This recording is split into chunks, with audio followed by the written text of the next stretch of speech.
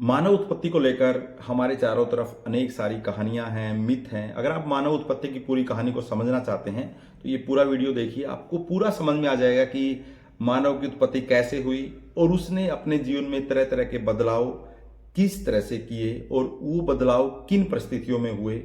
मानव के जीवन में शिकार, मानव का जीवन जो गैदरिंग, हंटर गैदरिंग से लेकर और आधुनिक मानव यानी कंप्यूटर चलाने वाला मानव कैसे बना, इस कहानी में हम डिस्कस करेंगे। देखिए, हर धर्म में मनुष्य के जीवन को लेकर, उसके आरंभिक जो जीवन को लेकर तरह तरह की कहानियां हैं कि किस तरह से मनुष्य की उत्पत्ति होती है। यहूदी धर्म में जैसे एडम और ईव की कहानी है, इस्लाम में आदम की कहानी है, और उसी तरह हिंदू धर्म में ब्रह्मा के शरीर से मनुष्य की उत्पत्ति हुई, ऐसा माना जाता है। लेकिन इनका जो आधार है वो कोई ये कहते हैं ना, स्ट्रोंग आधार नहीं है। ये केवल एक प्रकार के मिथ हैं। मिथ का सबसे पहला अंदाजा हमें इससे लगता है क्योंकि सभी धर्मों में जो कहानियां बनाई गई हैं वो ये स्पष्ट करती हैं कि मनुष्य का जो जन्म हुआ है वो एज इट इज हुआ है, यानी मनुष्य जैसे आज हम हैं ऐसा ही पैदा हुआ। बट अगर हम अपने दादा के साथ भी अपनी तुलना करेंगे तो काफी सारे जो स्ट्रक्चरल चेंज है हमारे बॉडी के, उनमें भी हमें दिखाई दे देंगे।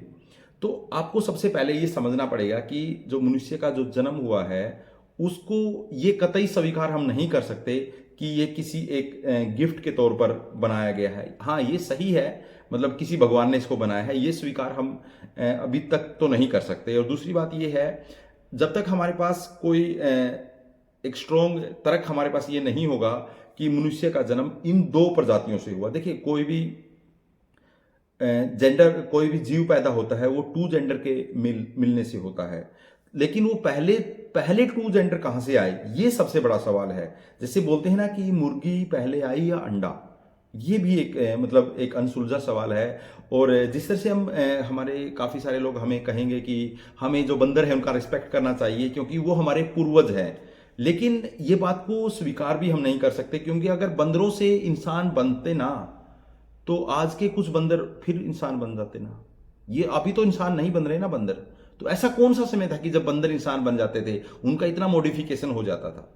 ठीक है, हाँ, ये हो सकता है कि जो बंदर के पूर्वज हैं और हमारे पूर्वज हैं वो कुछ नजदीक के मतलब साथी हो सकते हैं, बाकी ये खोज का विषय है।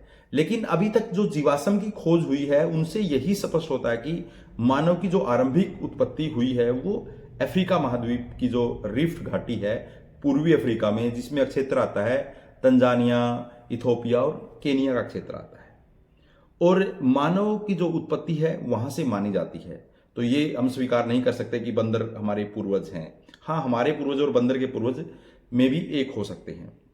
आरंभिक जो मानव है, जिसको ये कह सकते हैं जो पेड़ से नीचे उतरकर और धरती पर एक मानव रूपी उसमें, जिसमें मानव के काफी सारे गुण हमें दिखाई देते हैं। मानव का जो आदि पूर्वज माना जाता है वो ऑस्ट्रेलोपैथिक्स माना जाता है। कौन सा मानव?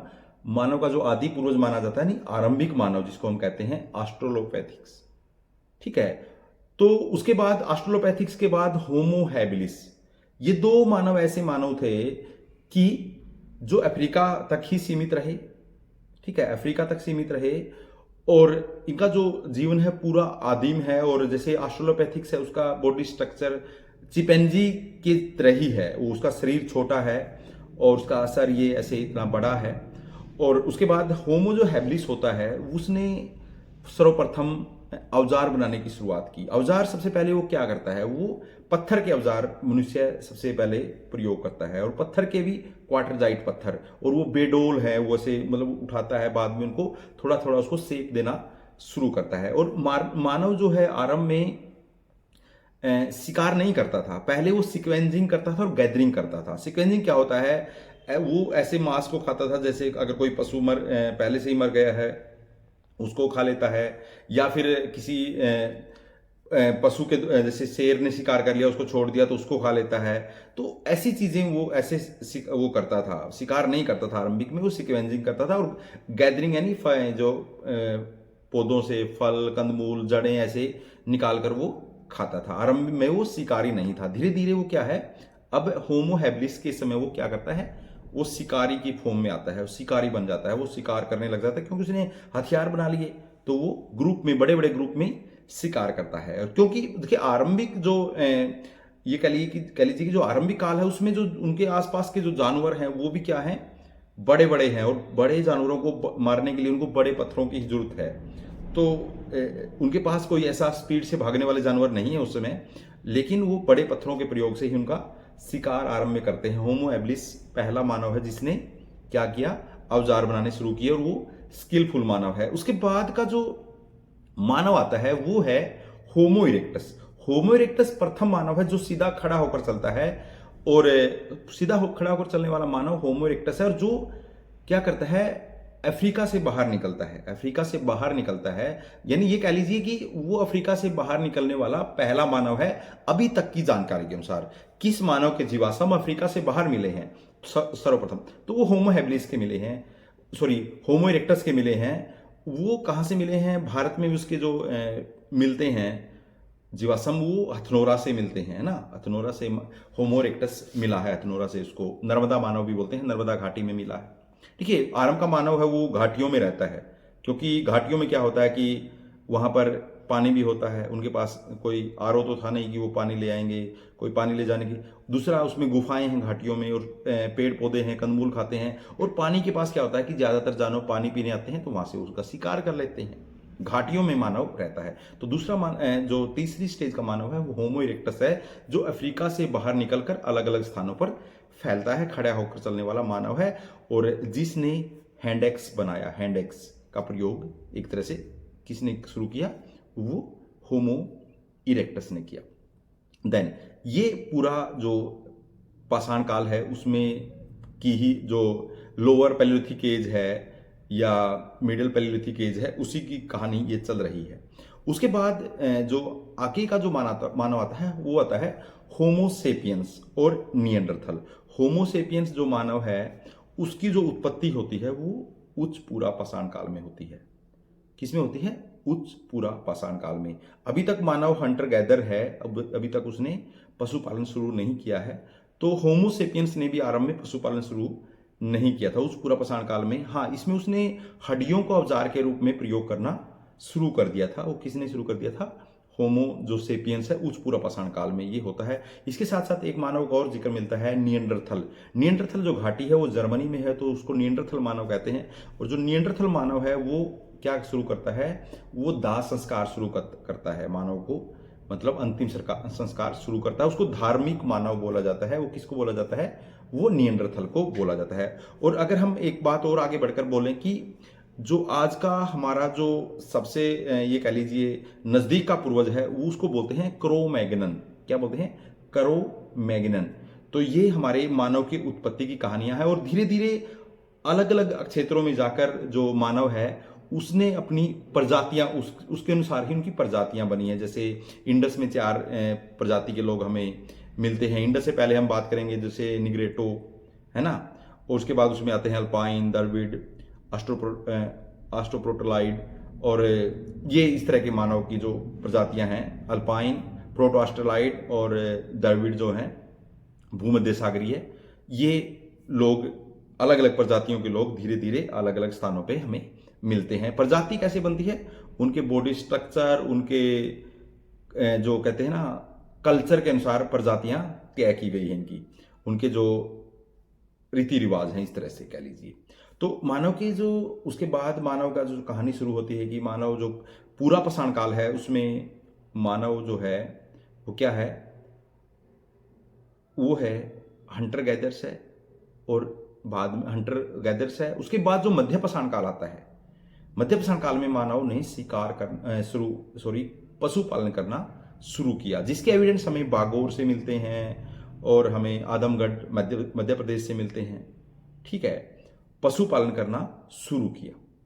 अब उसके पशुपालन में उसने सबसे पहले कुत्ते को उसने पालना शुरू किया है। अगर ये बात करेंगे जो मानव का प्रथम हथियार औजार है वो कुल्हाड़ी है, और उसका पहला पशु है वो क्या है, कुत्ते को उसने सबसे पहले पालना शुरू किया। और मानव ने जो पशुपालन है वो मध्य पाषाण काल में शुरू किया। इसके बाद की अगर हम और थोड़ा सा आगे जाकर बात करें, मध्य पाषाण काल की जो खास बात क्या है, उसमें उसको मेसोलिथिक एज भी बोलते हैं। मेसोलिथिक एज जिसमें उसके जो औजार हैं वो थोड़े काफ़ी छोटे हो गए हैं, त्रिकोणीय त्रिभुजा आकार के ज्यामितीय प्रकार के औजार वो अब प्रयोग करने लगा है। इसके बाद आता है नवपाषाण काल। नवपाषाण काल को मानव जीवन की का क्रांति काल कहा जाता है। मानव जीवन का क्रांति काल क्यों कहा जाता है? इस समय मानव ने दो बड़ी खोज की।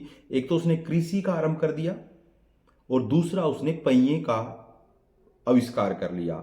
और क्या कर लिया? पहिए का आविष्कार कर लिया। तीसरा उसने क्या किया? उसने आग का प्रयोग करना शुरू किया। देखिए, आग का जो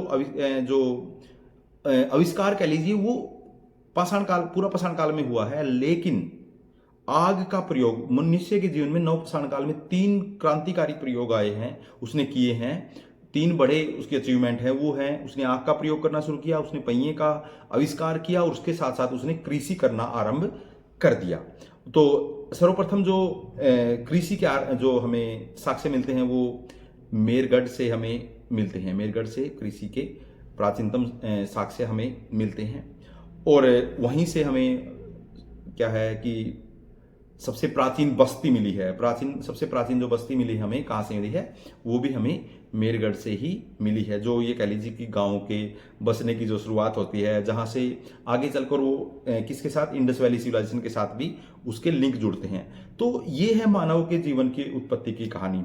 लेकिन हमें इस बात में एक बात क्लियर समझनी पड़ेगी कि आप मनुष्य के आरंभ से लेकर और आज तक के जो जीवन की कहानी है उसमें कहीं भी उसकी उत्पत्ति में किसी भगवान का योगदान आप कहीं स्वीकार नहीं कर पाएंगे। अगर उसको आप ठीक से समझेंगे, हम ये स्वीकार कर पाएंगे कोई ना कोई एक नेचुरल प्रोसेस हुई है जिसके कारण ये 2 जेंडर पैदा हुए और उसके बाद उन जेंडर से आगे सीक्वेंस शुरू हुआ।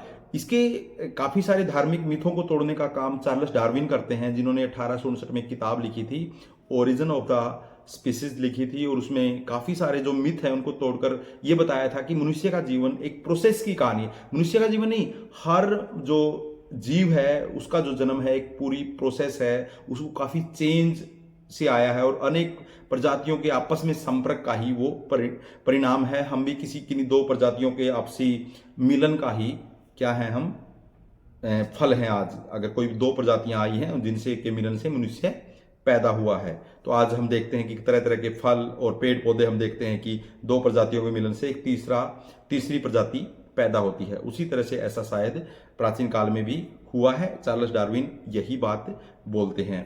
तो आज का यही था, किस तरह से मनुष्य पाषाण काल से निकलकर सिविलाइज एज में आता है। इंडस वैली सिविलाइजेशन की अगले कहानी में हम बात करेंगे। और इस सीरीज से आप जुड़े रहिए। और इस सीरीज में मेरा उद्देश्य यही है कि पूरा इतिहास हम ऐसे ही डिस्कस करें। और इस चैनल को अगर आपने अभी तक सब्सक्राइब नहीं किया है तो कर लीजिए। और ये वीडियो आपको अच्छा लगा है तो इसको प्लीज़ शेयर कर